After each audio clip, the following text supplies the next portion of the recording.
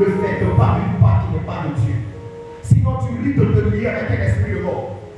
Parce que la part de Dieu, c'est qu'elle doit être tuée pour que toi tu sois délivré, pour que toi tu sois libéré. Prenez un agneau de haine sans défaut. Vous savez, j'ai fini par comprendre Dieu. Dieu aime. Quand je vois les gens qui disent ne pliez pas l'argent, ou bien qui disent quand tu es fort offrande, il faut prendre ton meilleur. Je comprends maintenant. Parce que j'ai toujours remarqué avec Dieu, les choses qu'il te demande, il met une précision, il dit sans défaut. Si tu devrais prendre un animal, un agneau de 1 an, tu n'as pas mal fait. Mais s'il a défaut, ça ne passe pas. Alléluia. Non, parce que les gens, comment des gens qui sont esclaves doivent se débattre pour trouver un agneau sans défaut la nuit là. Souvent quand on parle au chrétien, il dit mais le pasteur ministère, il connaît. L'Esprit de Dieu va toujours te demander ce que tu penses que tu ne peux pas faire. Mais il sait que tu peux faire. Mais ce qu'il a de le voir, c'est est-ce que tu vas exécuter ce qu'il a dit.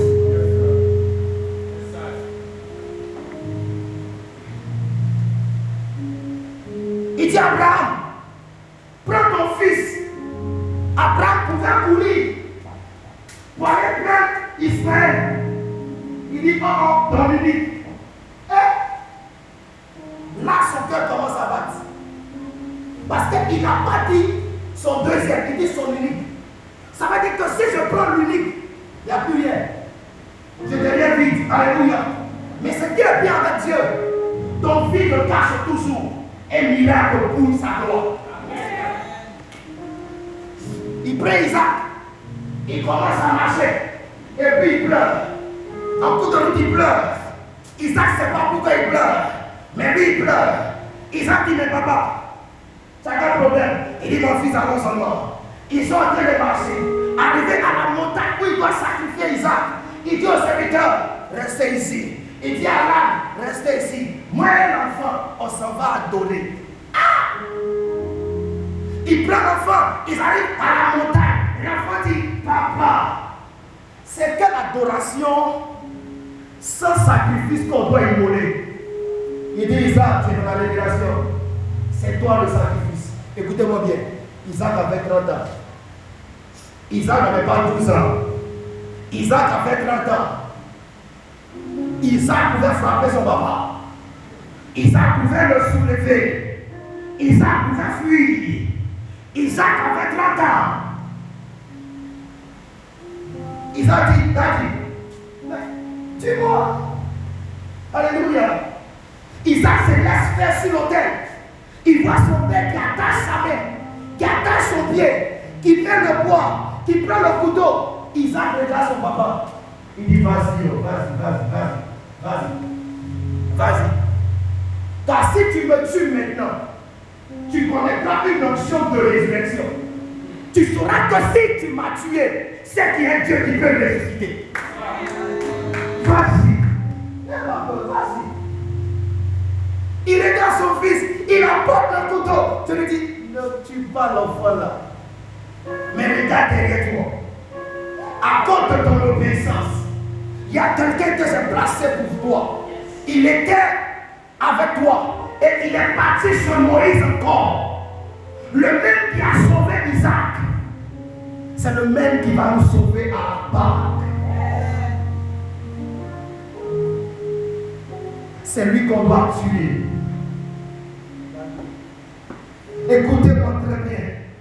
Le même qui a sauvé Israël dans le désert est le même qui a sauvé le serviteur d'Élisée. Lorsque le fer est tombé dans l'eau, Élisée dit, où c'est tombé? Il dit ici. Élisée a pris le bois. Il l'a jeté dans l'eau. Et le fer est remonté. Comment bois peut devenir hermant? C'est pour ça que Jésus a dit, ce qu'il faut faire au bois frais, on le fera au bois sec. Il est le bois pour faire remonter ta vie.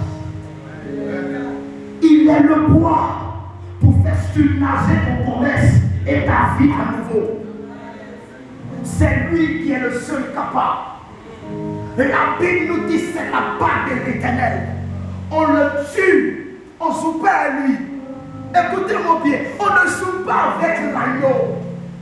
C'est pour cela pendant 12 heures de la persécution de Jésus, de 18 heures jusqu'à 6 heures, on n'a pas joué à lui.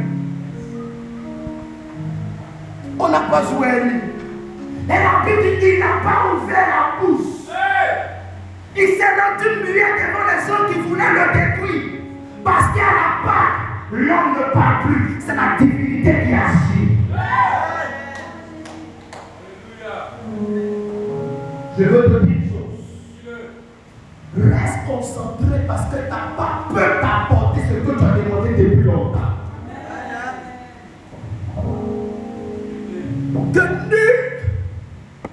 Que nul ne te mette dans un schéma.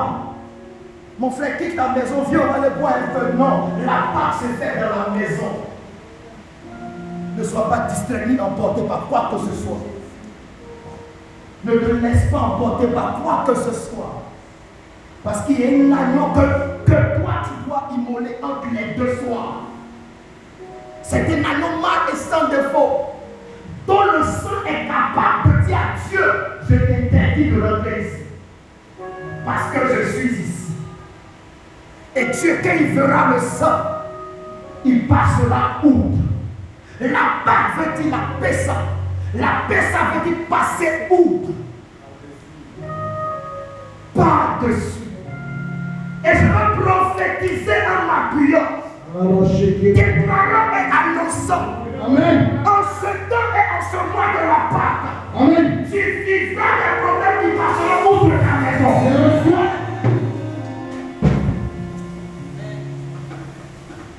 Ça devait arriver, mais ça ne t'arrivera pas. Parce qu'il y a dans ta maison l'agneau immolé. Amen. Il y a dans ta maison des sacrifices en vivant. Écoutez-moi très bien. Lorsque le sang coule, c'est la vie de quelqu'un. Lorsqu'on met le sang sur la porte, ça veut dire qu'ils ont mis la vie de quelqu'un sur la porte. Et la vie est identifiée.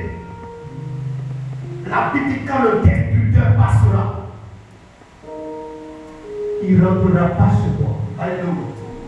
Si toi de vous appuyer une minute, c'est la part de l'Éternel.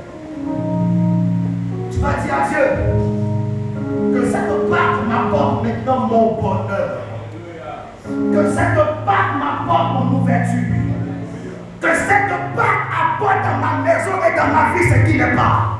Que cette part m'autorise de faveur et de grâce excellente. Commence à prier, commence à prier.